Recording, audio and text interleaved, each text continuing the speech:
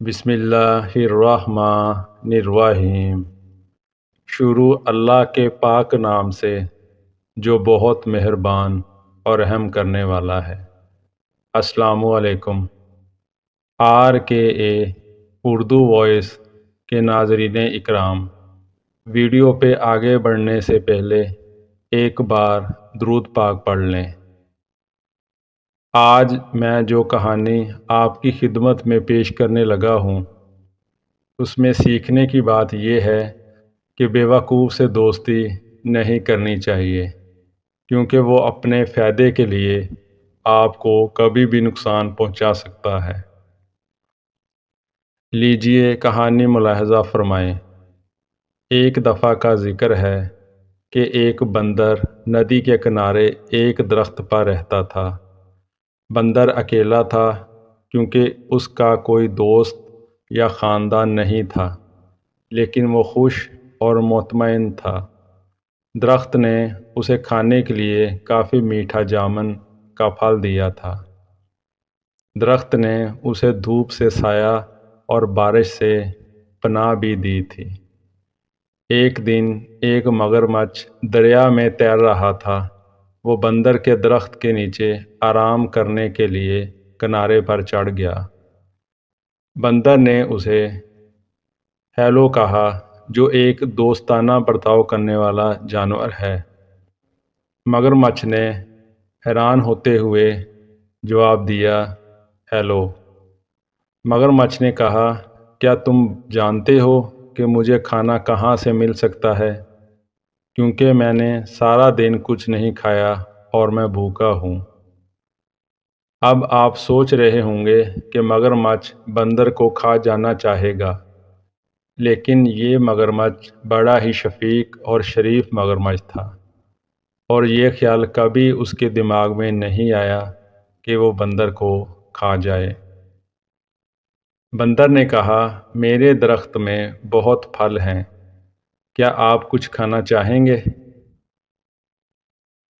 بندر نے جامن کا کچھ پھل مگرمچھ کی طرف نیچے پھینک دیا۔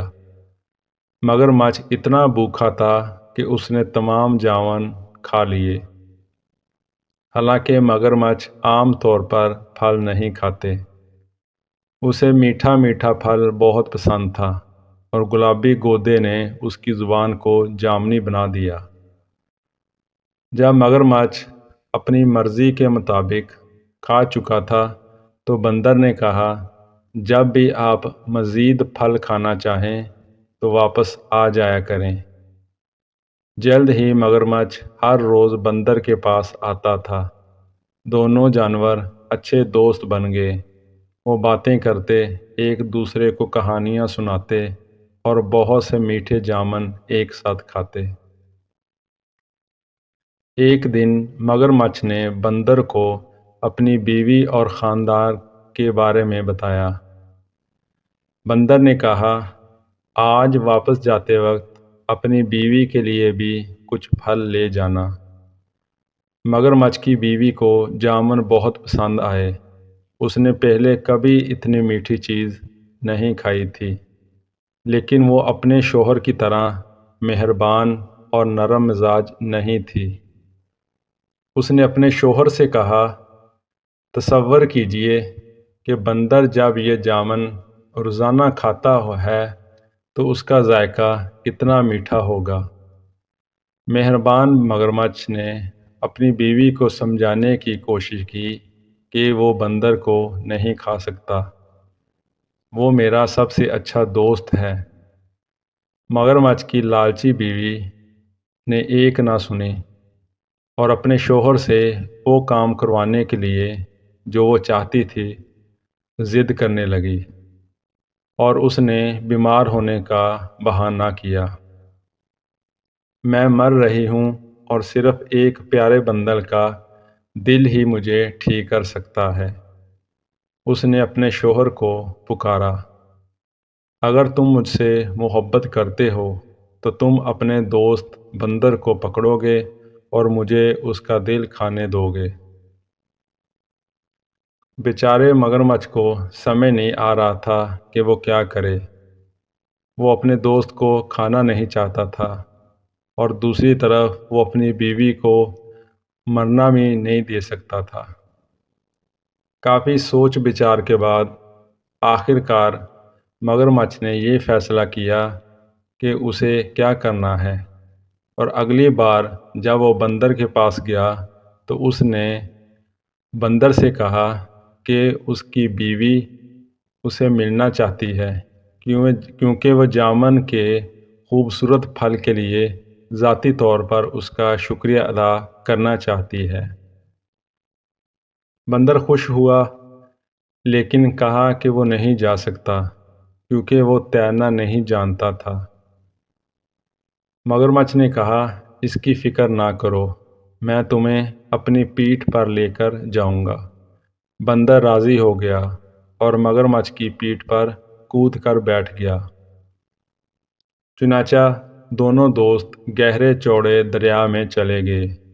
جب وہ کنارے اور جامن کے درخت سے بہت دور پہنچے تو مگرمچھ نے کہا، مجھے بہت افسوس ہے لیکن میری بیوی بہت بیمار ہے اور کہتی ہے کہ بندر کا دل ہی اس کا علاج ہے۔ مجھے دکھ ہے کہ مجھے تمہیں مارنا پڑے گا، حالانکہ میں ہماری گزری ہوئی باتوں کو یاد کروں گا۔ بندر نے جلدی سے سوچا اور کہا، پیارے دوست، مجھے تمہاری بیوی کی بیماری کا سن کر بہت افسوس ہوا۔ مجھے خوشی ہے کہ میں اس کی مدد کر سکوں گا، لیکن میں نے اپنا دل جامن کے درخت میں چھوڑ دیا ہے۔ کیا آپ کو لگتا ہے کہ ہم واپس جا سکتے ہیں تاکہ میں اسے لا سکوں؟ مگرمچھ نے بندر کی بات مان لی۔ وہ مڑا اور تیزی سے تیر کر جامن کے درخت کی طرف گیا۔ بندر اس کی پیٹھ سے چھلانگ لگا کر اپنے درخت کی حفاظت میں چڑھ گیا۔ میں نے سوچا کہ آپ میرے دوست ہیں، بندر نے اونچی آواز میں کہا۔ کیا تم نہیں جانتے کہ ہم اپنے دل کو اپنے اندر رکھتے ہیں؟ میں پھر کبھی تم پر بھروسہ نہیں کروں گا اور نہ ہی تمہیں اپنے درخت کا پھل دوں گا۔ چلے جاؤ اور واپس نہ آنا۔ مگرمچھ نے اپنے آپ کو بہت بے وقوف محسوس کیا۔ اس نے ایک دوست اور اچھے میٹھے پھل کی فراہمی کھو دی تھی۔ بندر نے خود کو بچا لیا تھا کیونکہ اس نے جلدی سوچ لیا تھا۔ اس دن سے اس نے پھر کبھی مگرمچھوں پر بھروسہ نہیں کیا۔ تو دوستو، اس کہانی سے یہ سبق ملا ہے کہ بے وقوف دوست سے بہتر عقل مند دشمن بہتر ہے۔ اللہ تعالیٰ سب کو اپنے حفظ و ایمان میں رکھے، آمین۔